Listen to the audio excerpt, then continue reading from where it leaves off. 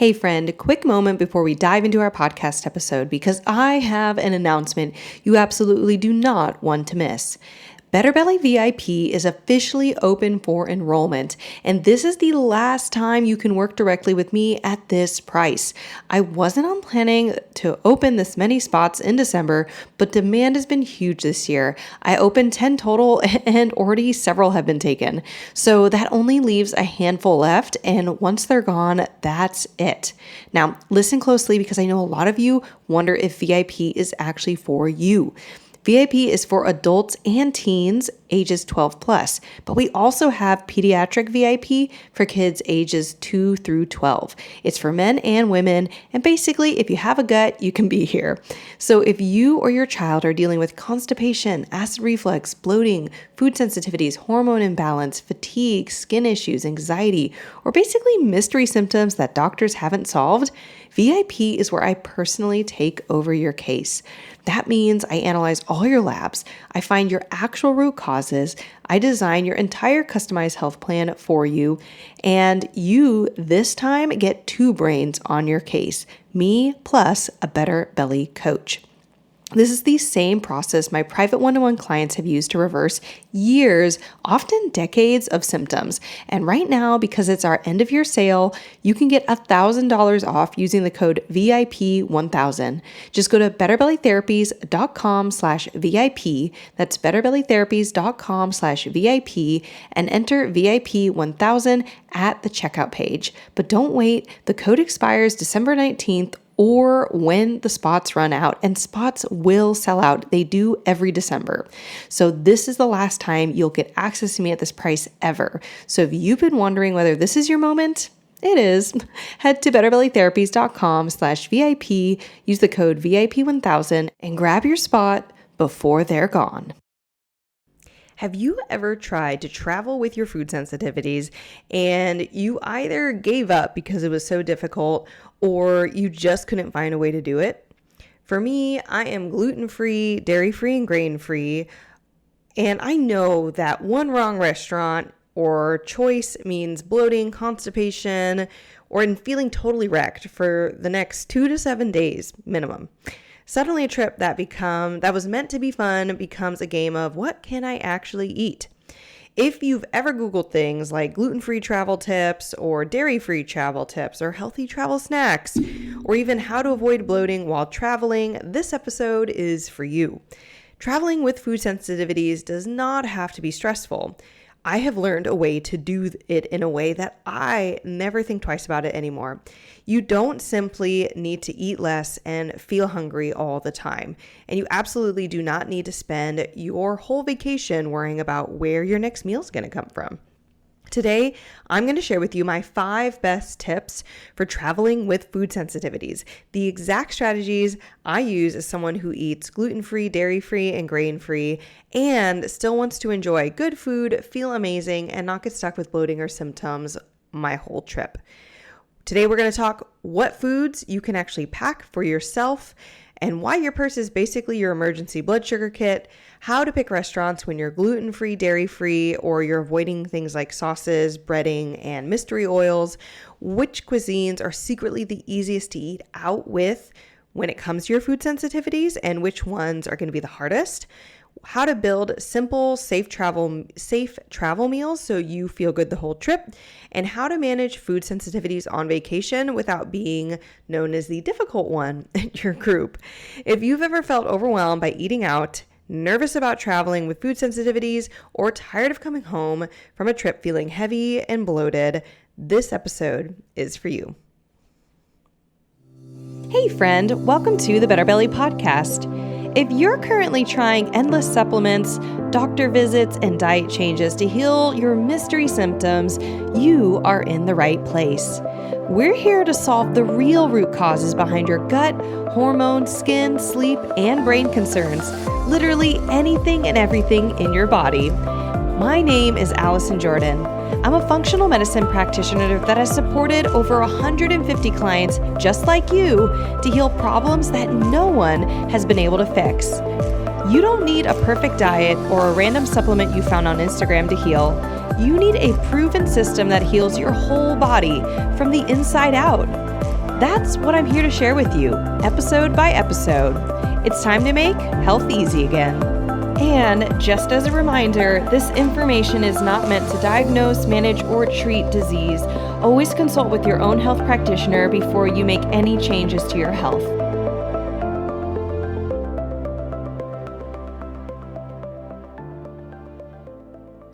All right, guys, so this episode, we're going to just talk about the 5 things. I just sat down basically and thought, what am I doing that makes me very low anxiety when I go and travel and have to stay within my food sensitivity guidelines? I have not broken or felt a need to break my food sensitivities in years, even with traveling to lots of different places, including the holidays. And so that's what this December is all about on the Better Belly podcast, is just talking about food. Food can be a very sensitive topic around this time of year, where there's lots of holidays coming up, and visiting with people who don't have your same diet, being out of your home where you maybe keep some of your foods. And I know that those things used to cause me anxiety, to be out of my home, be out of my element, and not know what am I going to eat, and am I going to be full enough, and what am I going to say to Aunt Susie when she pesters me. So today, I'm talking about the 5 things I've done that I attribute to why I feel so peaceful. And admittedly, as you guys listen to these 5 things, some of it is simply just practice. You simply have done these. I have done these things enough times now that they feel very normal and normative, and I don't have to think hard about them. So I think if you are new to doing any of these things that I'm about to list, yes, you might feel some anxiety, some like, ooh, I want to get this right, or what, but as you practice it more and it becomes your new norm, it really brings that anxiety about traveling down, and it gives you actual tools for what to do. All right. So, this is with love for all my clients who dislike me in December or when they're about to go on vacation. This episode's for you. Number 1, the first thing that I always think of when I am trying to reduce my anxiety around my food, like having food sensitivities and food restrictions when I'm traveling or around the holidays. Number 1 thing is bring food with you that you can eat. Bring food with you. For me, my go-tos are going to be dried nuts, dried fruit, dark chocolate as a source of fat and enjoyable. I mean, who doesn't want chocolate? When it's dark, there's some sugar, but it's not as high. There's also a lot more commonly, dark chocolate isn't going to have additives like milk powder, milk protein, which I can't have. So dark chocolate's the way to go. I like to get dark chocolate from Aldi. They have really affordable little bars that you can get packs of 3, I said Trader Joe's is where I'm thinking, where you get packs of 3. And then Aldi, there is chocolate there as well. I literally can't think of the brand that I get there, but it has a bunch of different flavors, including a cayenne pepper and a mint. The mint one has higher levels of sugar, but it just gives you options. So dark chocolate, huge win. And then usually a piece of fruit. If it's a short trip or I think I can do it without smushing it, I'll pack a banana, but bananas are soft. So a lot of times I'm traveling with apples. They're a lot more resilient to put into my bag, whether I'm getting on an airplane or going to be in the car bumping around. And then of course, a nut chocolate mix, which is basically just a version of what I just said, but it's mixed together. So dried nuts, and for the nuts, it's protein, it's fat, it's fiber. The fruit, it's a good hit of quick glucose, which can be helpful when you're moving around a lot and not expending more energy than you anticipate.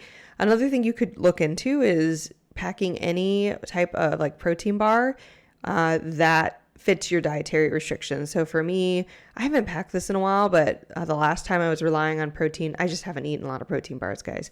But the last time I was relying on them, I was using a lot of the RX bars, which are egg-based, and dates, eggs and dates. A little high on the sugar side. The last time I was using them, I was actually pregnant, so it was really, really helpful because I think I needed those calories. But I usually take these things and I feel very, very covered that if I'm walking through the airport, I don't have to feel sad about the snacks or something I'm passing that I can't eat. Of course, if I'm getting a full meal at the airport, I always can get something there that's fresh if we're talking about like a full meal. And I will talk in some of our later points about picking restaurants and what to look for in restaurants so that you can eat within your dietary restrictions pretty easily. But in terms of just like baseline, the backup to the backup plan, and feeling really confident. This just really lowers my anxiety that like, man, even if I get stuck and I can't find a restaurant at the airport, which has never happened. If I get stuck, I always have this and I have this food on me. So, and that actually leads us to number 2. You want to take that food that you packed and put it into basically the smallest travel item that you have and the bigger one. So I usually have like a smaller purse that I'm traveling with. I stick something in there. It could just be like a little baggie of nuts. It could be that RX bar. It could be usually not the apple. The apple's big, but pack something in there. Dark chocolate, like I'll put little, like if it's single packages of dark chocolate, I'll put a couple of them in there. And that's just for my blood sugar. It's just if a meal gets delayed and that can be helpful whether or not you have a food sensitivity. But sometimes people are relying on their glucose being managed by a snack that is being handed out on the airplane. And I usually can't eat those. Sometimes they hand out nuts, which is like that. Thanks. That's what I already have. But I don't want to have to rely on that. If I'm relying on the people to hand out a food I can eat on the airplane, I'm probably going to be losing. So I pack food into the smallest containers I have just so that whatever I'm grabbing, if I'm already at my destination and I'm like, I'm going to go to a coffee shop, and then at the coffee shop, they have all these croissants and breads that I can't eat. I now have chocolate or some dried nuts in my purse, or maybe again, that protein bar.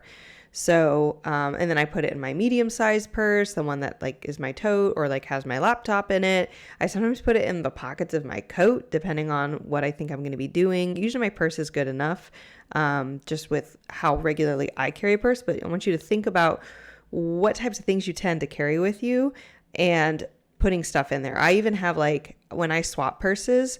So if I I recently got a crossbody purse that's a little bit better for like hiking or more going to the beach, more active things. I stuff stuff in there and I just leave it there. It makes it really easy that if I don't even have to think the day or the moment that I'm going to go and use that purse. The stuff's already in there. And because it's shelf stable, it's just like a normative that I just simply pack it or have it in there and try to refill it. People love that I do this. I recently was at a restaurant with some family members, and my mother-in-law has been enjoying a dark chocolate, like truffle single serve thing I'd gotten from Costco. I'd never seen it at any Costco before, and we were at a different Costco than normal, so I can't tell you what brand it was, but she's been enjoying putting it in her coffee. And so when we got there, she's like, oh man, I wish I had one of those chocolates to put in this coffee that she'd gotten from the restaurant.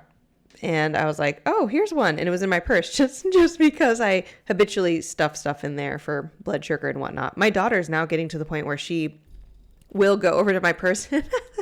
What do you have in your purse, mommy? Anyways, it's just normal. It's like normal, and it's a normal rhythm. And yeah, sometimes there's nothing in there and I'm disappointed, but it's pretty normal that even when I'm not traveling, I put stuff in there. And so when I am traveling, it's just one of my checklists. I add it to my checklist. Did I pack underwear? Did I pack dried fruit and dried nuts? All right, number 3. Number 3 is a mental list I go through of the restaurant types that are easiest for me to eat at, so that what I found is I almost never, at this point, I rarely have to check the menu for these restaurants to know if they're going to be friendly or not. It's just like enough experiences that I'm like, if it's this genre of restaurant, I'll probably be fine. If it's this genre, I'll probably won't be fine. So the best categories to eat dairy-free, grain-free, and gluten-free are going to be American, Italian, Middle Eastern. By the way, this list that I'm about to give is not exhaustive of all the types of food in the world, but I do think if you understand why I said American, Italian, and Middle Eastern, you should be able to extrapolate other types of genres of restaurants, and you'll hear the worst categories in a second. You'll be able to extrapolate for your region or where you're visiting what this might fall under. So the reason I picked those three, is because they are restaurants that tend to have a meat and veggie entree. So American Eats, yes, they sell burgers, which it's really, I haven't found a restaurant yet that has a grain-free bun. I don't even ask anymore. But I'm either getting a burger and then using the fries as my carb, which is great, potato, as long as the fries aren't coated in wheat or corn or rice, which they sometimes are to create a crunchy effect. As long as they're not coated, I have noticed that for my level of sensitivity, it's okay if it's cooked in the same oil. Now, if you're celiac, like I have clients who are celiac, they should not have that type of crossover, but we're not talking about celiac. That's kind of like its own strategy. Just gluten-free, dairy-free, grain-free on a basic level. You can eat fries as a carb and maybe that burger and then ask it on lettuce. I usually don't do that. I will look for an entree that has like chicken, veggie, and then usually a carb. And then if the carb has ingredients in it I can't have, like mashed potatoes, I can ask for a option or like a different carb. Or sometimes like the entree, it'll be like chicken, rice, and peas or whatever. And I'm like, instead of rice, can I have fries or whatever? And so I've found American Eats are actually very, very doable. I either get a bunless burger, I can get, some places offer lettuce wraps, like Red Robin, it's a very basic chain, and they offer lettuce wraps, which is really nice. So American Eats, usually very, very good. Italian Eats, for a while, I thought Italian actually would be really hard because I'm like, oh, it's so noodle based. There's so much pasta, but very similar vibe where you can get food at an Italian restaurant that is not pasta. It can be a salad with meat on top. It can be, again, more entree-ish situation where it's just a meat, a carb, and a veggie, and you can swap out those carbs for get like a baked potato instead of pasta or whatever it is. That's pretty easy for them. And then Middle Eastern, very meat and veggie type of place. There is rice, but it's usually easy to ask for it on the side, and you can find dishes that are just meat, roasted veggie, some hummus, and then ask for no pita, ask for no rice if you're grain-free, like I am. And then I also love at Middle Eastern restaurants that there's hummus, which is a great source of carbs and fiber, and I'll just dip veggies in it. So when everybody else is dipping their pita in the hummus, I ask for a side of veggies, which usually they upcharge me in just $1 or $2, but it feels worth it to me to have something to munch on, and I like it. So that's been actually very interesting that I feel like every Middle Eastern restaurant I've been to, if I ask for just like sliced veggies on the side, they're like, oh, yeah, sure. Like they don't even blink. So they have them prepped in the back or something. They don't care. So those are some of the best categories I look for if I'm in a group of people or I'm on my own or whatever it is. I'm looking for, hey, can we steer towards those types of restaurants? The worst category for grain-free and gluten-free can fall into this is, unfortunately, I'm so sad to say this because this is used to be one of my favorite restaurants to eat at, but basically Asian restaurants.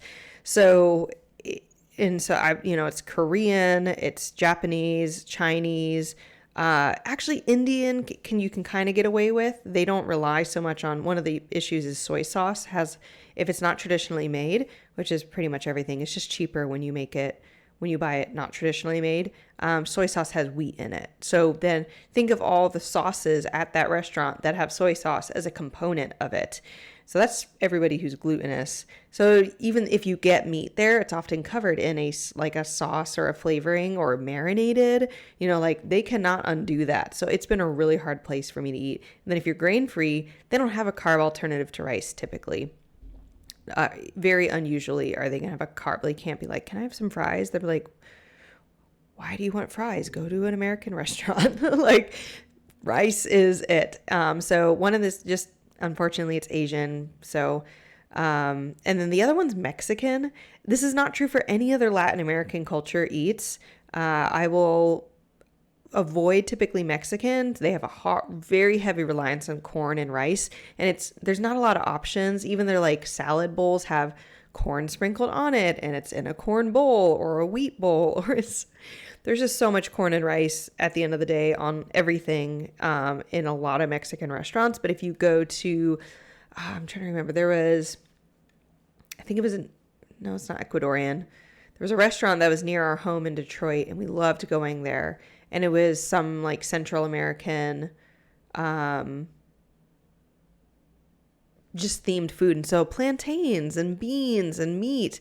And yeah, there were things I couldn't eat, but it was very fun and I really enjoyed it. So actually one of the things I would look for would be like non-Mexican Latin American food, more specifically. And then Italian eats, Middle Eastern American, and then avoid a lot of Asian and Mexican. So then once you get to the restaurant, I've kind of already started sharing this. Then the fourth tip is just how you scan the menu, looking at the menu. So you're going to look for more simple dishes, not the lasagna, not the things already like pre-baked and put together and you can't undo the sauce. You can't undo. Just think meat, carb, veggie. You want to feel full with the carbs. You want to have good long sustained energy with the meat. And when it's meat that's not, I don't know, in some type of soup that you already has noodles and dairy and stuff, whatever it is, you're just going to look for something simpler. So steak, potatoes, meat. That's going to be really good if you want to go to an Outback restaurant or to sometimes even seafood restaurants can be very similar where it's seafood, meat, carb. But I really look for what I call complex salads. So this is not the iceberg, croutons, and shredded cheese salad. So unfortunately, those are like diners, which I do consider diners different than just American Eats. Diners are like their own version of simple, and they tend to have very vapid food just in general. So it's not going to be a good place for food restrictions because I typically have a hard time finding very sustaining food. Now, sometimes diners will have things like egg scrambles, and that can be good because you can just eat like the hash browns and the eggs. But in terms of like lunch and dinner food, diners can be really hard. So I would typically look for an American Eats restaurant that's a little higher end. So you can get a more complex salad, like something that has like beets and it might not even be beets. It might be, there's like a goddess, they usually call them a goddess or like a Cobb salad minus the corn, would have like meat and avocado and egg and bacon. That's all great. So Cobb salad's very common, and even just slightly more elevated than a diner situations. And then if a salad looks really good, has really great ingredients, but I just can't, like, there's no meat, I usually add meat. Chicken, salmon, steak, whatever price point or whatever I'm in the mood for. Other things I look for would be like a meat plus 2 sides, similar situation. So steak, chicken, salmon, and then the side's going to be sweet potato fries, white fries, the veggie might be broccoli, chips, occasionally. So I might do a bunless burger and then maybe ask for extra lettuce if possible. I'll look for entrees that have meat and then that veggie carb, which I kind of already said, but I'm actually just looking at my notes here. I wrote it twice. And then lastly, I sometimes I'm not a huge soup person when I'm going out to eat, but there are some soups that can be really good places to get, again, that meat carb combo so you feel full and they don't have food sensitivities in them as frequently. So chili, it's going to be beans and meat and tomato. Lentil soup might not have meat in it, but it's lentils, which has fiber and protein and carbs in them. So kind of avoiding more of the soups that are like noodles and cream. And yeah, there's a lot of soups that have that, but it's not uncommon that you go to a restaurant and there's some chili or there's a lentil soup. So that's tip number 4 is what you look for at those restaurants. And tip number 5, this has to do with if you're traveling and you're at your Airbnb or you're at somebody else's home, especially thinking like for the holidays. I don't know, like some of these things are listed here and they might only apply if you're like staying there yourself versus just visiting.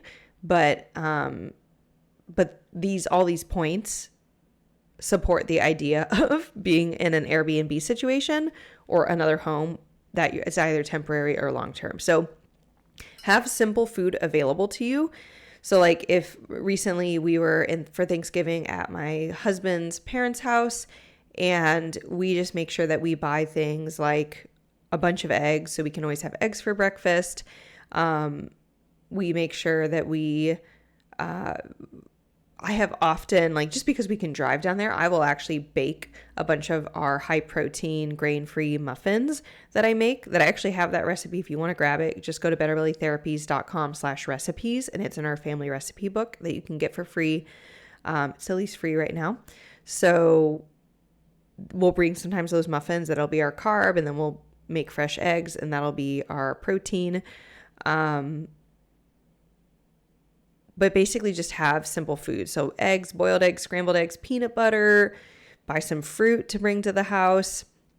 I actually have my own table salt that I bring because and when I say table salt, it's not table salt. It's Himalayan. I just bring some Himalayan salt because a lot of table salt, I actually now can notice feeling worse on table salt. And table salt, I actually cover this in podcasts. And let me go pull it up. I did not have it ready in my notes, but table salt is man-made, and it can actually pull the salt out of your cells because it has the wrong ionization. Basically, like its polarization, its magnetization. It has the wrong polarization, and so instead of going into your cells and saturating and helping your cells hydrate, it pulls salt out of your cells, even though it itself is salt. And I talk more in depth on this in episode 232, is sodium deficiency causing your bloating and constipation?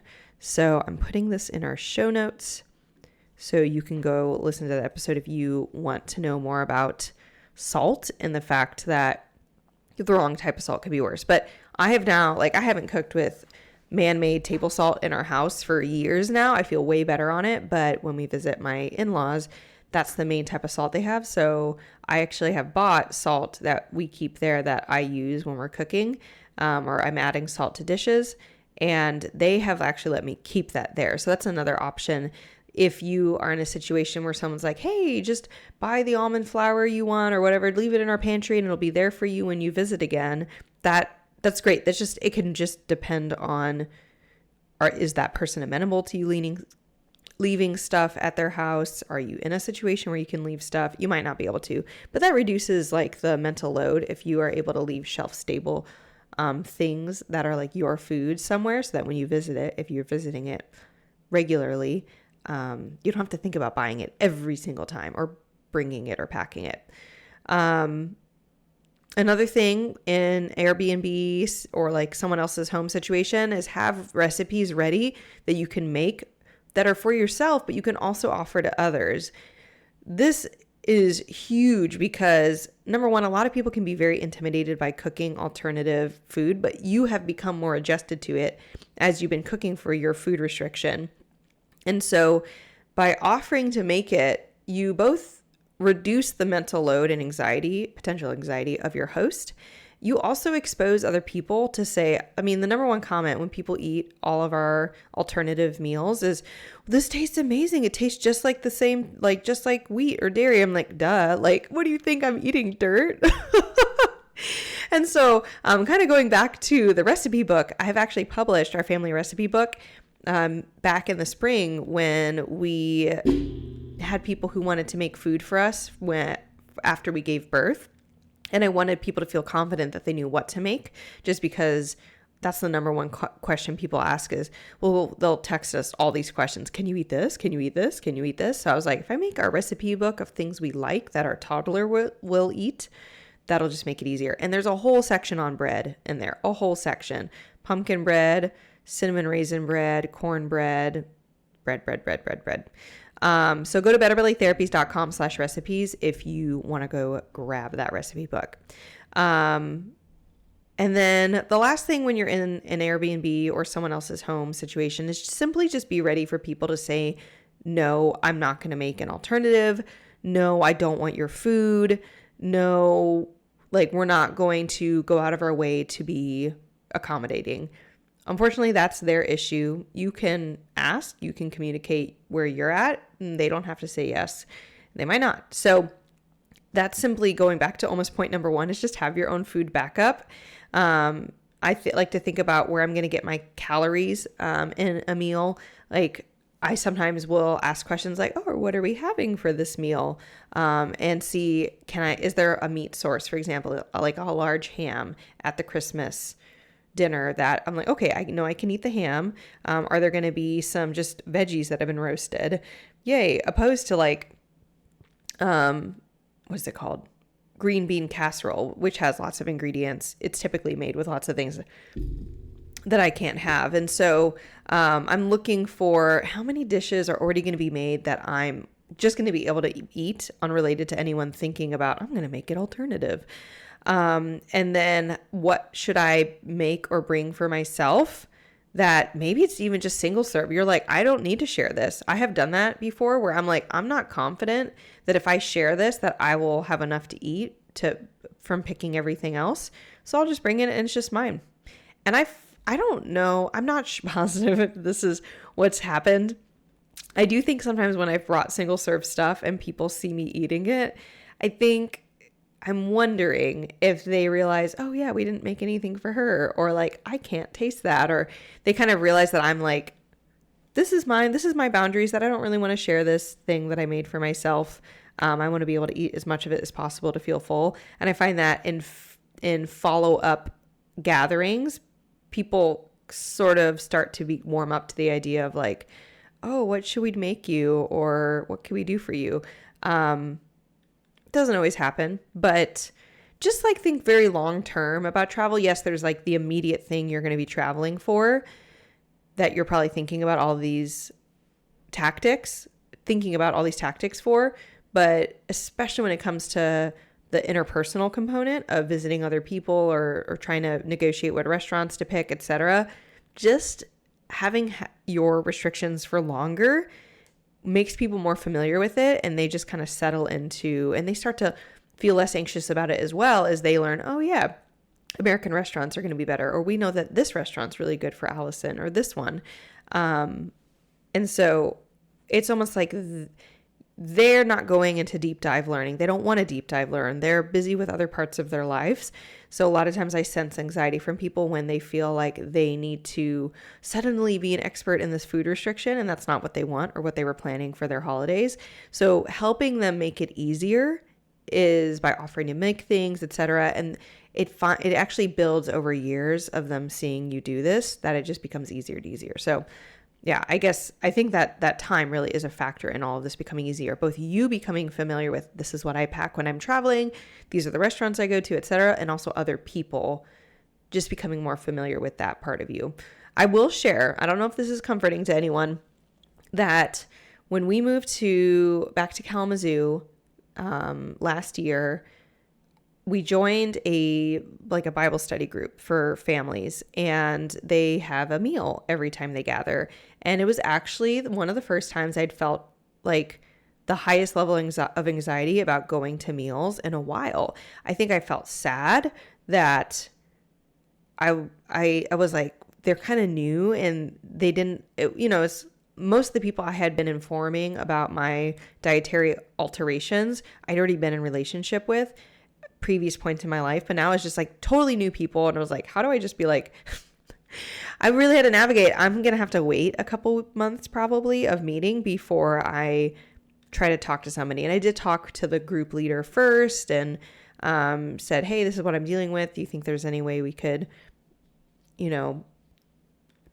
try to sensitively pick things that when people are like, if it's a taco bar themed or whatever, just that we pick themes that I can eat or whatever. And for the most part, what happened before that point was we were simply bringing an alternative meal for our family. Yes. Is that more effort? Sure. But it really conveys like, we're not asking and having all these expectations that everybody changes what they're doing because we've showed up, right? It's not entitlement. It's simply, this is what makes me feel best, and this is what I'm going to do for myself. And if it means we're going to eat a totally different meal than everybody else, that's worth it to me because I feel better. So, and that wasn't even traveling. That was living in our own town. So, those are the 5 tips. And most of the tips have to do with taking ownership for simply just taking care of yourself. It does take a little bit of more forethought. You can't rely on the airplane, people, and if you do, you're going to be bitter. You're going to be bitter and angry that the world isn't accommodating to you. So it's really just a mindset shift, and then getting in the rhythm of, this is what I pack, and these are all the things I rely on, and then the anxiety goes down. You simply say, I'm empowered. I know what to do. I know how to talk to people. I know that not everyone's going to be open to my needs, and I can provide for my needs. And that is what brings the anxiety down, not the world accommodating to you, because that doesn't happen in any area of life, let alone diet. So that is it. I hope that's helpful for everybody, and we'll see you guys next week. Hey friend, I hope you loved this episode. If you've been a fan for a while or newly loving this podcast, can you do me a favor? Drop into Apple Podcasts and leave me a review. When you leave a review, you do so much. You help me know you're listening. You can tell me what you're loving so I know what to make more of. And you help others by boosting this podcast so other people like you can find the podcast too. I mean, it's a win-win-win, right? So if you want a way to pay it forward, just go to Apple Podcasts or click the link in my show notes and leave a rating and review. And if you want some more free stuff, just head over to my free Facebook group, betterbellytherapies.com/Facebook, and you can get access to all of my free support for you, including some Facebook group exclusive stuff like my podcast episode vault, where you can search the Better Belly podcast by topic and find exactly what you need to expedite your healing. I cannot wait to see you in there. Catch you guys next week.